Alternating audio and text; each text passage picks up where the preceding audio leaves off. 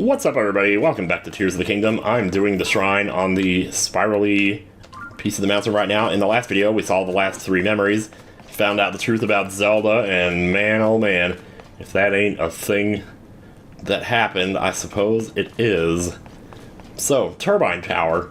This one's actually pretty easy. Well, first off, we need something to conduct the electricity here, and I can't think of a more fitting proposition than to do it with this. I don't know why they gave us that big of a platform to do it, but whatever. So that turns on the turbine, but you might not want to do that just yet, because that makes it extremely hard to attach the thing that you want to attach to it. Now, you might be looking around here and saying, wait a minute, there's nothing in here, what's going on? But there is actually a fan over here. Now, fun fact, this fan, you can actually like fuse it to something and save it in your inventory to make really cool vehicles and stuff. I've seen a lot of crazy stuff that people have done with that. But, yeah, I hope that actually works out, because I'm not actually sure it's going to. Okay, actually, you get the right thing on. When you look up there, though, you can see the fire coming out, so that might kind of clue you in as to which direction we're taking with this. We just need a nice little updraft so we can get up to them. And here we go. Ooh, boy howdy. Yeah, that took us real far. Alright, so do we want to take the active one, or do we just want to take these ones here, or should we take all 3 of them? You actually only need 2 of them, and possibly even 1. But I usually do 2, though, just to be safe. So now we're going to need to turn this back off, because we won't be able to attach them while it's spinning. So let's do that. And we want to turn these outward so that they're pointing towards the torches. And also try to make sure this is kind of balanced here, so you're not, you know, knocking the fan off balance, because the last thing you want is to have to start all over what you're building there. So can I just attach this from this side? Is this going to be okay? I don't know if this is going to be balanced too terribly well, but it's holding up. So, yeah, let's try it. I want to rotate this the other way here so it's not like so close to me. Try that. Now we need to activate the things, so let's just shoot them. Oh. So I thought I'd be able to activate the flamethrowers while it was spinning, but I guess not, so here, we'll do that. And then we'll activate. This puzzle is all about just making sure you do things in the right order, really. So once you do that, light up all the torches at once, you have solved the puzzle. And that's pretty much all there is to this shrine. It's very easy. Very simple, and I don't know if, have we gotten this treasure chest? We have not. Well, is it in the next room then? I don't know where else it could be. Wait a minute. Hang on just a cotton picking minute. What's going on around here? Let's cut through the whole crap cake. No, I want to find this one here. Let me see. Just I'm curious more than anything. I mean, if I had to guess, it's probably like way up there or something. Maybe on top of one of those.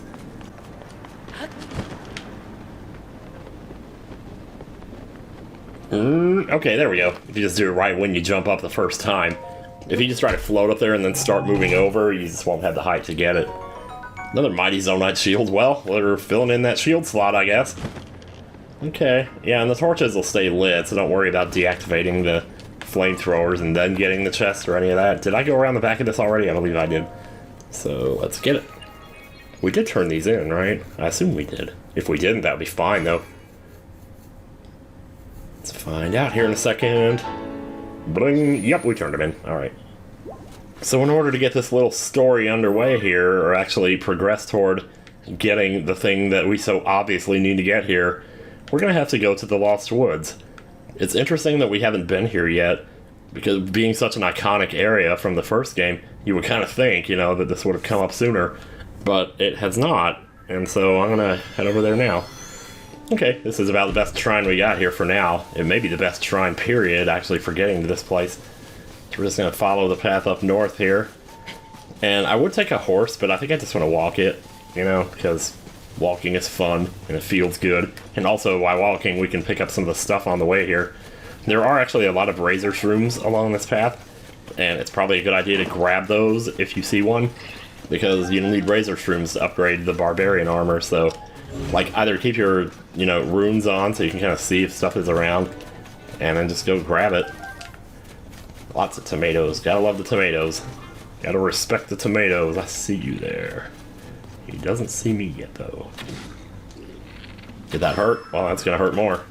Should I grab this? Oh, yeah, might as well. Oh, man, look at all that meat. Holy crap, so much meat, so much meat, so much meat. Holy crap, man. Let's see what we got here. Any more items around?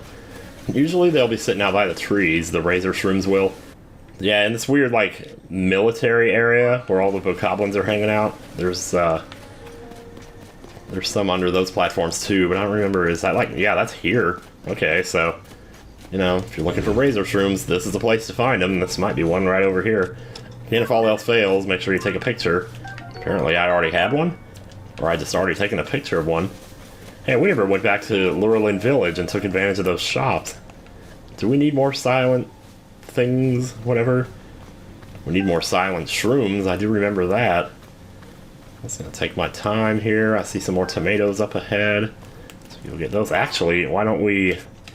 So we're not really doing any major fighting here. We'll put this on so they'd be less liable to run away. Oops, no. Just keep your eye on the prize, you know? Oh wow, yeah, there's a lot of gloom around here because there is a hole here. So, like, what I'm gonna do though is, I know what I'm supposed to do here, but I don't just want to run in and do that. I want to at least show what happens if you go into the Lost Woods right now, rather than just saying, oh hey, this is what you do, this is a walkthrough, let's go. Nah. Oh boy, what is that? Oh, it's a tree. Big whoop. More tomatoes. Lots of tomatoes. I love tomatoes, man. Even in real life. Oh, there's another one right there. So we're gonna need, like, I think 15 in all? Maybe 21. It's a multiple of 3, whatever it is. Might be 27. That seems like a lot, but, you know, well, what am I... It is a lot. Here, we get some more meat. Oh, God, right in the head. I'm so sorry. That's the way they shake as death slowly envelops them. Just envelops. Yeah, Lost Woods. Looking a little different than usual here. But we're getting silent shrooms for it, so why not? Yeah, you gotta get these at some point. So are we gonna see something we recognize here? Yeah, Lost Woods. And here's a little doorway going inside. But here's the problem now. You come in here, and you really don't see any kind of indication where you're supposed to go, and the smoke just takes you away. And no matter what you do in here, that's gonna happen every single time. And this drove me completely crazy the first time. I thought there has to be a way. There has to be a way to get in here, you know, that, and there maybe like follow a series of torches, whatever it was you did in the first game, just do it here. I mean, obviously it wasn't going to be the same as what you did in the first game, but, you know, apparently it drove Emil crazy too. But, at any rate, what you actually have to do to get in there is something that you very rarely have to do in the game, and it's something that you could technically go for the entire rest of the game without doing. But anyway, well, there's the tree again. So you might remember on the way here we saw a nice big chasm over here, and this might be the answer to our questions. Let me just get up here. Let me just make sure there's no koroks in the area first, because Lord knows we need more to mess with the continuity here. Actually, I just walked past one, didn't I? Hey, there it is. Alright. Now let's just go ahead and get this one out of the way. It's not too hard. Let's make sure we're using our shittiest bow here. It's only the shittiest bows for the koroks. After all, what they give you after finding all of them just goes right along with that, so there you go. Yahaha! Yeah. Alright. Back to the thing. Fortunately, this is on pretty high ground here, so I have no problem getting back to the chasm here. The chasm, boy, I tell you. All right, lots of gloom and stuff rising up all over the place here. So if you haven't already figured it out, we need to jump in from underneath. So that's what we're about to do here. Also, Minchie Woods Chasm. Minchie Woods. I love that. They must have been taking notes from the people who made the Zelda randomizer when they put an item in the shop on the randomizer and it's a fake item. Because sometimes that could happen. You would find an item in the randomizer and you would think you knew what you found, but it would turn out to be a fake and it would just freeze you. So what they started doing was, if one of those items was in a shop and you looked at the name of the item in the shop, 2 of the letters would be scrambled up.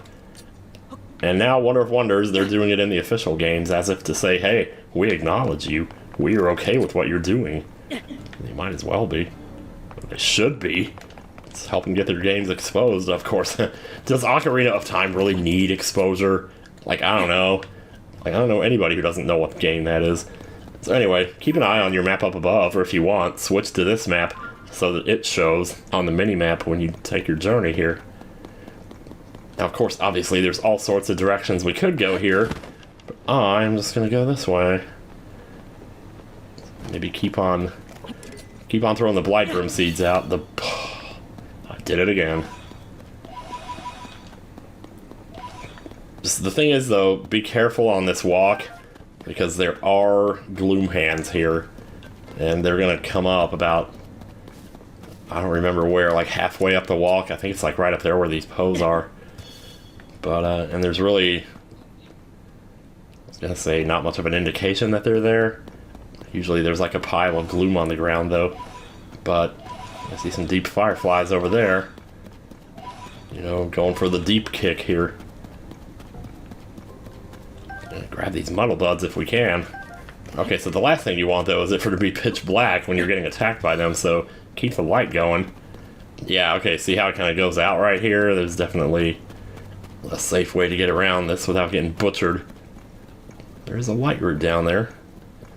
Man, who would have thought we'd be going back to the depths so soon? Not me. Of course, if they do attack, you know, obviously you could just slide down the cliff a little ways. They might be up here where these Poes are. I'm not ruling out any possible location here, because I tell you, it's right here where all these trees are. I don't know who that was with their dang motor, but, you know, shut up with your dang motor. Okay. Let's just keep our eye on the ball here, though. Keep your eye on the prize. Oh, God, it's probably right there, actually, is where they are. We're getting closer, though. We're actually at the entrance now. So this would be, like, the place where I would think they would be most likely to be, so... if we see them, though, just run the opposite way. Eventually, this will lead to something. Ooh, is that lava down there? Ooh. Who would have thought? You see lava in the underworld, jeez. Alright, that's a cliffside, that's not good. Trying to lure us in or something here. Or lure us out, lure us away. Huh. You can just about see it from here. If you wanted to, you could just build a vehicle and just say screw it. Or also use tooling here. I do have some gloom equipment. I'm almost wondering if I shouldn't pull it out right now. I guess I could demonstrate it. The gloom equipment, which is to say that stuff we got for trading in the Poes. Tunic of the Depths, 5 defense. I mean, that's not bad. I think that Sheikah armor was also helping, though, with me being sneaky, getting past them. Unless, of course, we just haven't seen them yet. They are out here. Wow, I can see 2 light routes from here. That's wild, man. It's like a Breath of the Wild or something.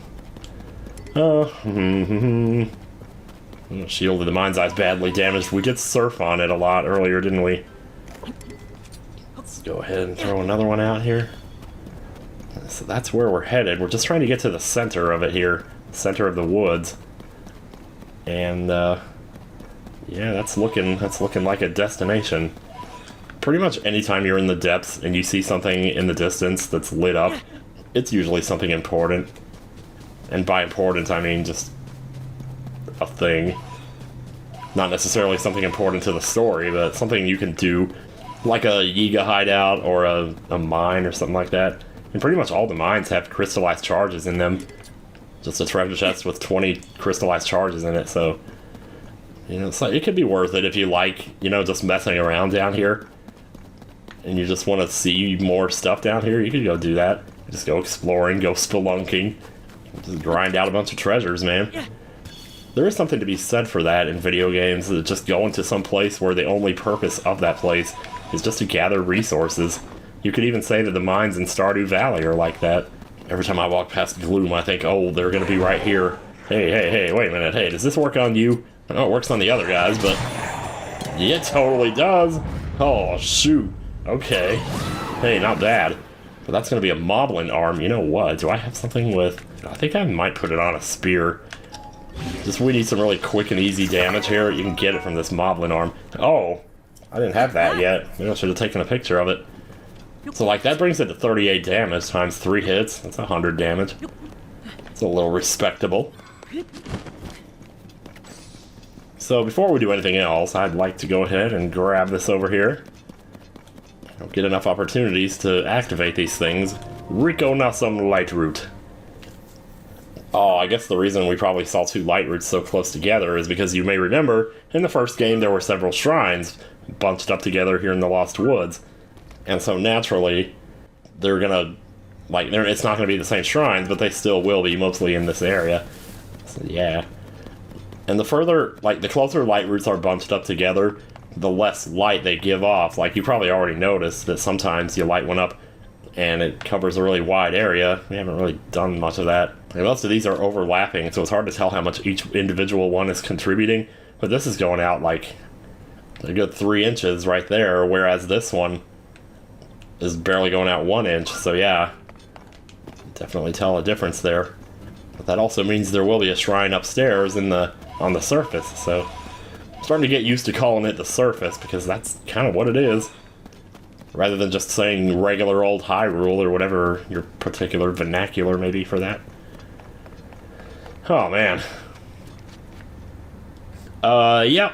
Okay, so above us is a column, and as we've been walking up to this, you've been able to see this column goes up very high, but we can't see quite where it goes yet. Maybe we should have a look. This is going to be a trip. You might as well just go make yourself a sandwich or something, because we're going to be in here for a while. So this will be the first time we've ever seen this happen. You can ascend from the depths up onto the surface directly.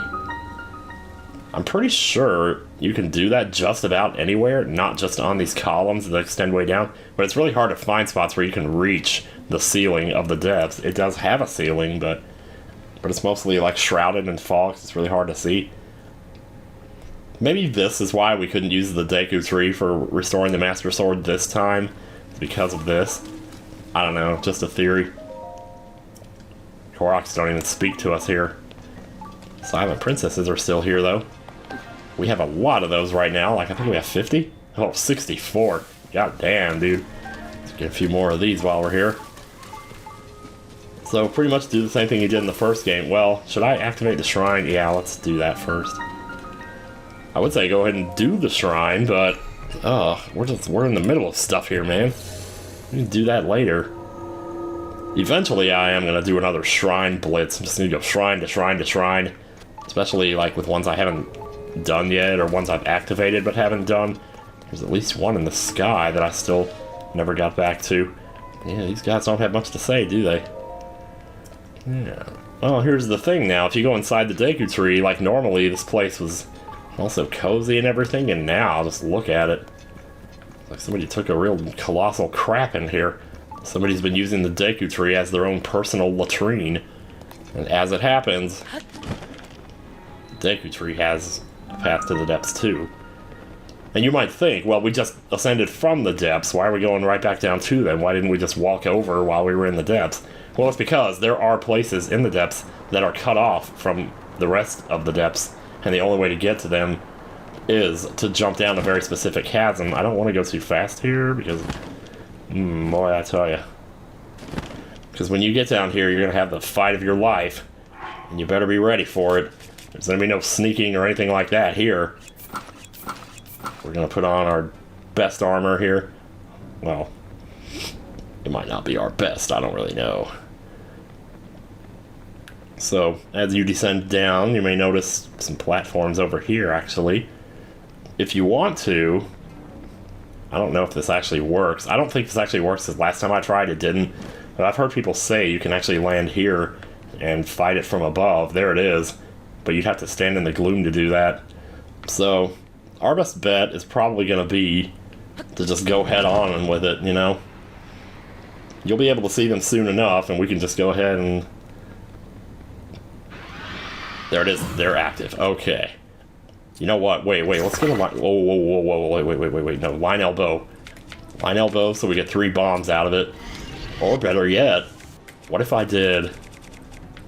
Let's see, we got one in here, don't we?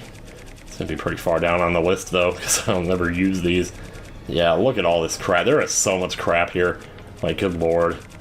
I don't know how necessary this was. Hey, yeah, let's put some Goron spice on our bow. Yeah, hell yeah. I got 11 rubies. Let's go. Let's do it. Let's see. Right in the middle. Boom. Oh, look at them fly. Watch the sparks fly.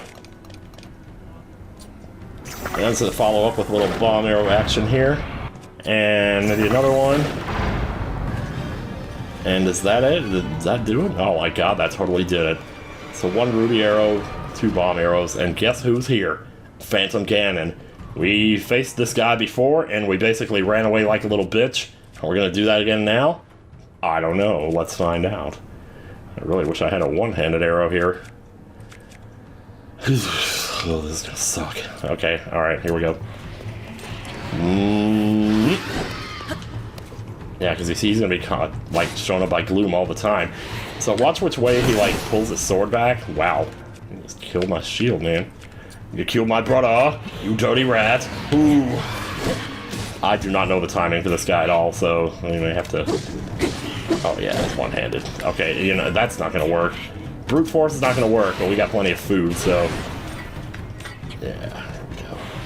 So depending on which way he pulls his sword back, he'll do a different attack, and that'll determine whether you need to jump to the side or backwards. But I've spent so little time. Oh wow. Shield there. Tulin's helping a lot, so yeah. Getting a little low on life there. Do we want to take the risk? Oh my god, I am such a pussy, but I don't care. Where's all my food at? Which food do I want to make here or eat? Simmer tomato, there we go. Having a shield out helps a lot. Having Tulin is helping so much here. This guy's contributing all kinds to this fight. I actually wonder if throwing a dazzle fruit at him would... Because it seems to work pretty good on other gloom stuff. Let me just see what happens. Oh, nothing. Okay, absolutely nothing. At least that looked like nothing. Can we get at least one flurry rush on this dude? Because if we do, we basically won the fight. There we go. Yeah, if he pulls the sword up above his head, he's about to come crashing down from above. And in those cases, you want to dodge to the side. And that was not to... Well, that was to the side. Wait, did I just lose my weapon? What happened there? Here, let's get rid of the Moblin Arm. Let's go. Moblin Arm on a spear, baby. It's a recipe for disaster. There we go. Suck it. Honestly, this would have been a lot cooler if it only happened once in the game. When I saw the second one, I was like, oh, that's just a thing? Like, you've taken Phantom Ganon and made him into just another cut-and-paste enemy. I honestly think that's kind of stupid. Imagine how much people would talk about this if this was an actual, like, boss that you had to fight. Because this part of the game is so good, and it's probably the first time that you're going to see that. And then later you're going to see it again, and then again, and then again. And it's going to be like you're playing Tony Braxton, you're making me high. You did it! Thank you so much, Mr. Hero! We can talk! The great Deku Tree is waiting for you in Korok Forest. Well, let me at least pick up the... whatever he dropped, if he dropped anything. Did he drop anything? Or is this just like cutscene? Okay, he did. Let's see, we got some Clark dumps here, we'll get those. And he dropped, most importantly, the Gloom Sword. This sword is pretty badass. It's got a really good attack power. And furthermore, let me see if I can get this from the right angle here. There's actually some quasi-Japanese text inscribed on this thing, and it says Kume Kotake on the sword. It's just those small details like that that really make you think. I mean, like, I guess most normal people will just play through the game normally. You wouldn't really know that it says that unless someone told you. And so if someone told you, then you could be like, oh yeah, I guess that's cool. But it's not something that you would pick up on yourself while you were playing unless you could read Japanese, which I'm guessing a lot of people can't. If you can, then hell, good, more power to you. That is awesome. I've always kind of thought it would be cool to learn Japanese. I guess we're just gonna have to get out of here the old-fashioned way, huh? I was looking around for like an entrance on the side or an exit. I don't know why I was looking over there. But here we go. Wait though, we had to fall all that way to this, so like we're still We're still in the depths here, are we not?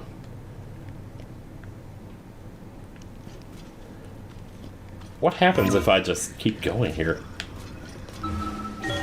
I'm actually curious now, because I think always before what I would do is just warp up to the shrine next to the tree. But what actually happens if you just ascend normally here?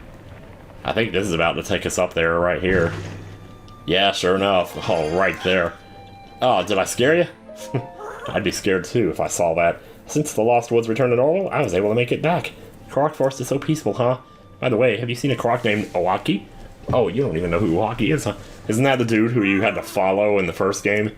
Do the little stealth quest in the first game? Oh, that was so annoying. And it still is. How many will you buy? I didn't know your product was going to be sitting out here. I'll take some of these. Yeah, I'll take 4 of those. Hell yeah. Go pick some more. You just do that then. What do you have in here? Oh, you got the wheat. We can make that recipe. Although I'm not sure I remember what was in it. Are you just selling the 5 things that were in the recipe? I remember there was wheat, there was apples, there was sugar. I don't know if I have sugar. I don't know if I can afford sugar. Where are these over here? Oh, bright bloom seeds. Yeah, right, I'm gonna buy some of those. Hell yeah, dude. Got rush shrooms, iron shrooms, staminella shrooms. And we got a bed. They're gonna charge you for it, though. Welcome to the Great Deku Arena to hear laws over there. How much? And okay. Actually, you know what? Maybe I should sleep. Yeah, I'm gonna do it. Too many times I just totally ignore my life bar. It's almost like the life bar is the one thing in this game that you pay the least attention to because you got so much other crap going on. And it's just like, holy jeez.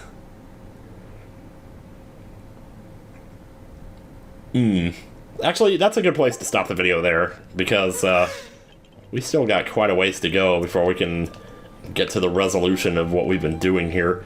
So yeah, I'm surprised the Koroks aren't scared of my armor. Maybe it's a Spirit Tracks thing, I don't know.